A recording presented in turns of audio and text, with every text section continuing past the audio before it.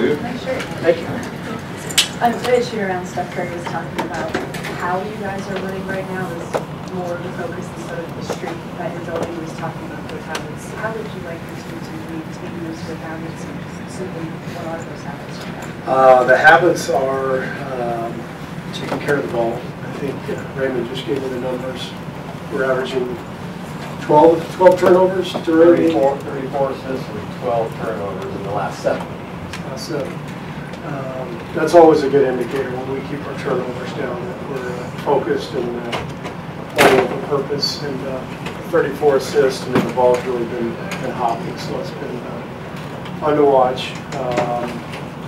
And tonight, that's probably more important than at any point during this last stretch, because Philadelphia can really pounce on turn it over and turn all those into easy plays, and we've got to make them work for everything.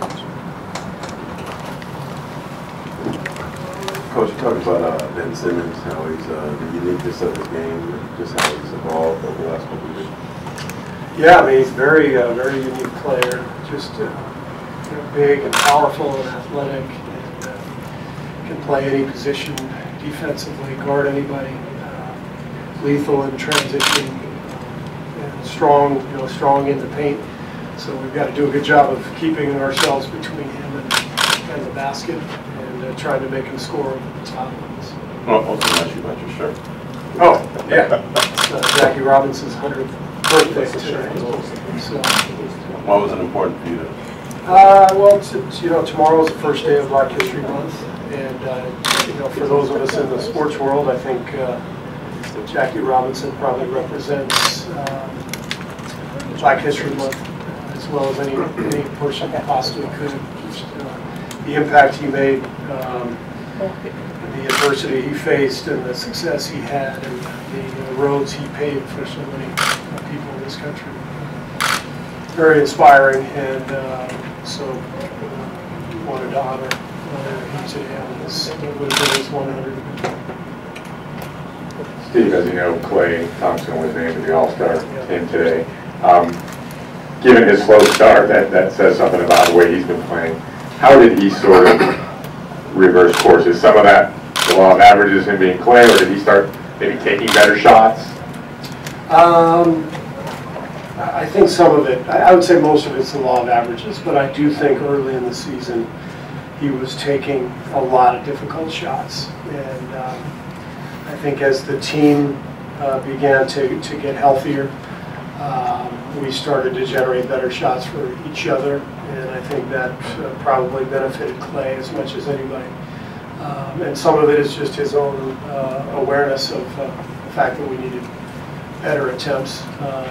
Especially now with DeMarcus, we've got one of the best screeners in the league, and a guy who can step out and shoot the three. So we should be hunting great shots all game. There's no real reason for us to take a lot of forced shots. It's we've got a group of 5 stars that fit together perfectly and can play well together and generate easy shots. So that's the plan.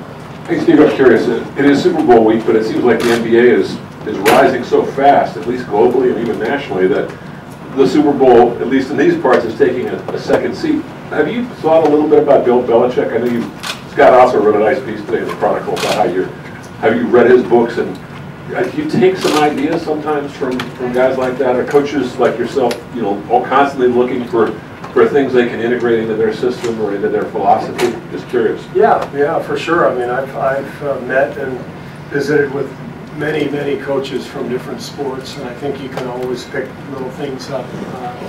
Belichick's, I don't even think it's an argument anymore. He's the best football coach in the history of our country, of the NFL. So what's not to love in terms of examining what he does? Obviously, we're very different people, different styles, but success comes in a lot of different ways. And what I'm most interested in is how the Patriots, a lot like the Spurs, have just had this 2-decade run. It's an incredible run of sustained excellence, and how does that happen? And So you look for clues. You look for clues in the process and the way people go about their business and why they have success. And that's an organizational thing, and you know, it's obviously personnel as well. But you know, as a coach, you try to learn as much as you can all the time. Been competitive, by the way? No. Hey Steve, with how well DeMarcus has been playing, has that changed Bob's thinking in any degree of wanting to get another center in the buyout market? That's for Bob. You can ask Bob. Steve, you're always looking for combinations and guys who play well together. Have you seen someone in particular who plays well with DeMarcus, who seems to fit with him either in the first or that second game? You know, it's been fun watching the second group.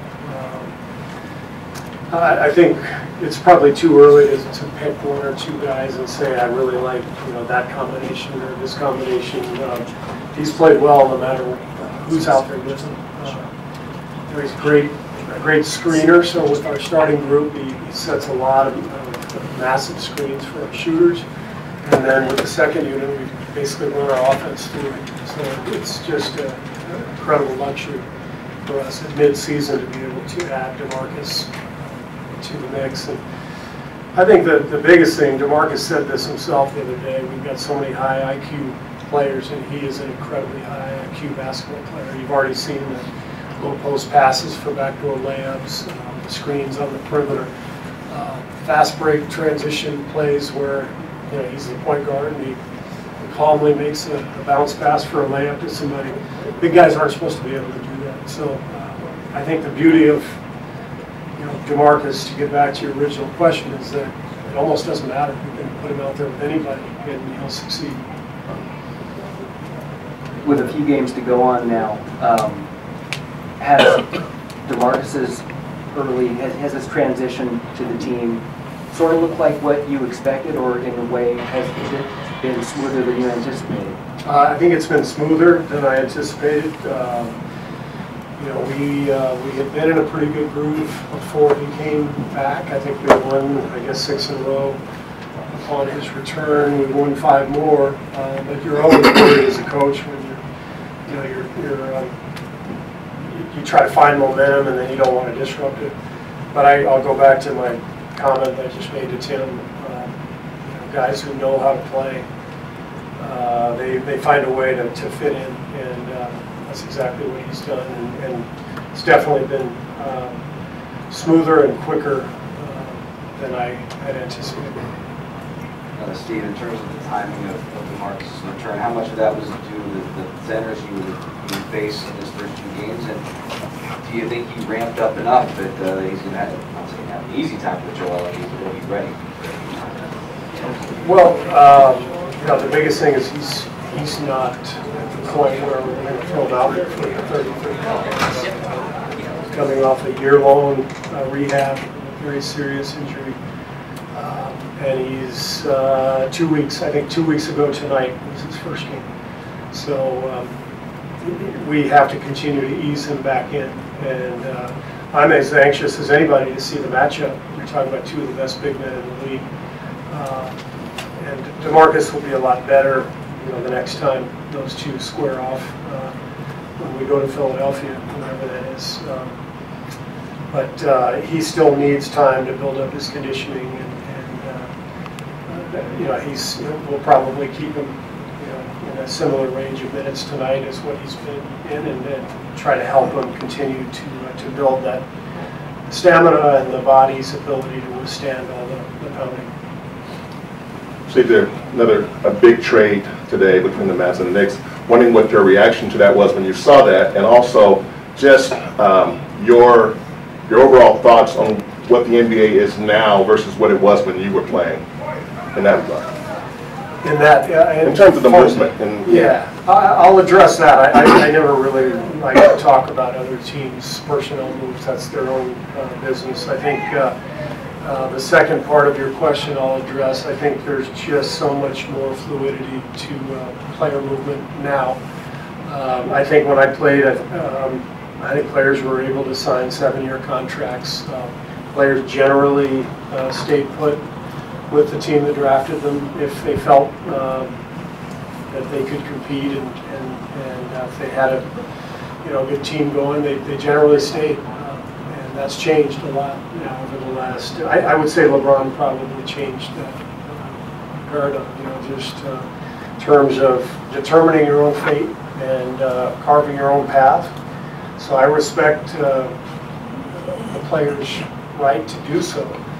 And I think because of the collective bargaining agreements over the years that have changed the length of contracts, you're seeing 4-year contracts and more movement within those 4 years because teams know that the players have a lot of the power, as they should, and so there's kind of this whole working industry within that looks much different than it did 20, 25 years ago.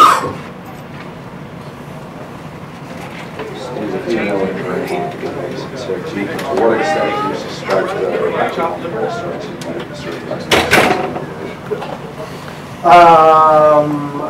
I don't think Draymond needs a whole lot of motivation. He's at a really good place right now. He's playing at an incredibly high level, winning.